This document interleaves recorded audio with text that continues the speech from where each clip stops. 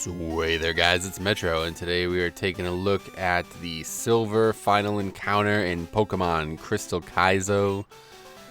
And this encounter is pretty difficult. It's just like the other silver encounter. He's just got a really balanced, really hard-hitting, really difficult team. So it's just this is kind of like an abridged version here. This one, I don't know, it doesn't require too much, but we're going to go over the matchups just because, man, I really love this game. I love the challenge inherent in it. And it's really fun to outsmart, man. It really is. So I'm just kind of showing it to you guys because I feel like maybe you'll find the joy in it as well. So it's just my basic team. I don't think there's anybody on it that I wouldn't normally have on it at this point. Jinx has really become a staple of this team. She is just godlike. And you're going to see here, Ice Beam super fast, Marowak super dead. How about that, man? Has a sick burn on Marowak. Too bad he's got a skull for a face because otherwise... I don't know where I was going with that, but yeah. So that's a one-shot easily. I would definitely... he's a really tough Pokemon. I tried to battle him without killing him in one turn, and he did a lot of damage to me, so... He's got really good coverage. Now, AMPHAROS, this is kind of like Silver's weakest Pokemon. I don't know why he even has an AMPHAROS at this point, but... Yeah, we put out Tyranitar just because he's got a nice Earthquake, even though it's not stabbed. He's got an incredible physical attack stat.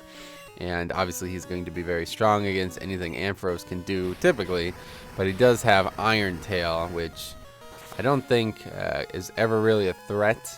I mean, he's definitely not a physical attacker, AMPHAROS, right? So yeah, Iron Tail's not going to do that much, but actually, yeah. So I got a crit at one point here when I was recording this.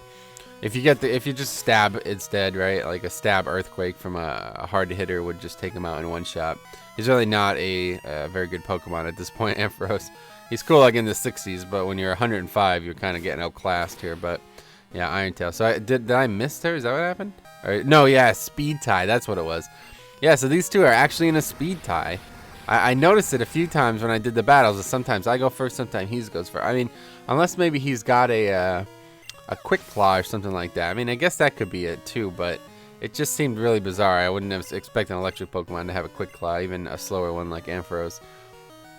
So yeah, now here's a difficult one. Tauros is definitely his best Pokemon. There's no doubt about it in my mind.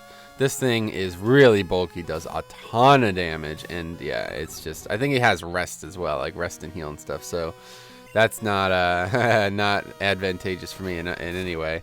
So I'm just going right to Wobbs, man. This dude's going to have to carry me through the Elite Four, man. There's no doubt about it.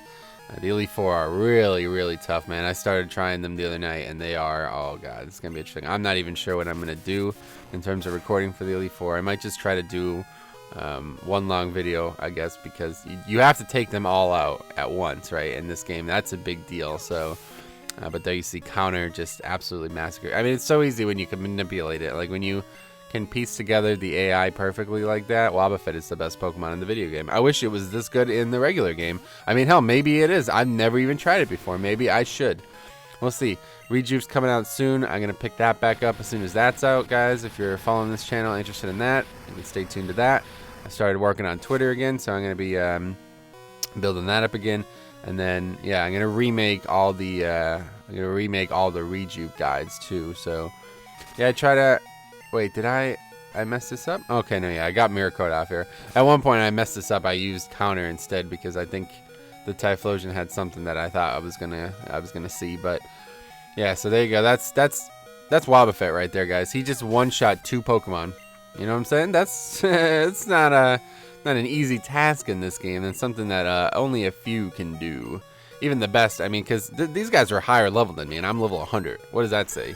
Crystal KAIZO, that's what that says, you know, so he could probably take out this one too if he wasn't burned, but Charizard's just going to come in and make quick work of the Meganium. This Pokemon's actually pretty tough. He's got some good coverage move, some counter, whatever you'd consider them, like counter of the counter type moves, and it's a pretty tough Pokemon. He's pretty defensive, I guess, really got a lot of health, maybe that's what it is, but Flamethrower doesn't one-shot him, which is really surprising because I have Charcoal and I have a lot of special attack and it's Flamethrower. But he has an Ancient Power, which, I mean, this isn't stabbed. This isn't even his specialty here, but it doesn't fucking matter, man. That's how weak Charizard is to 4x stab. He is a monster.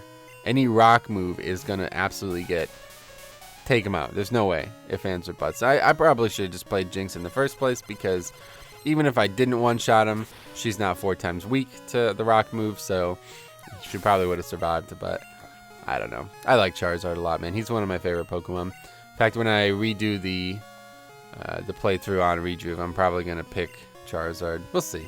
We're going to take a look at that. But anyway, there's FERALIGATR coming in.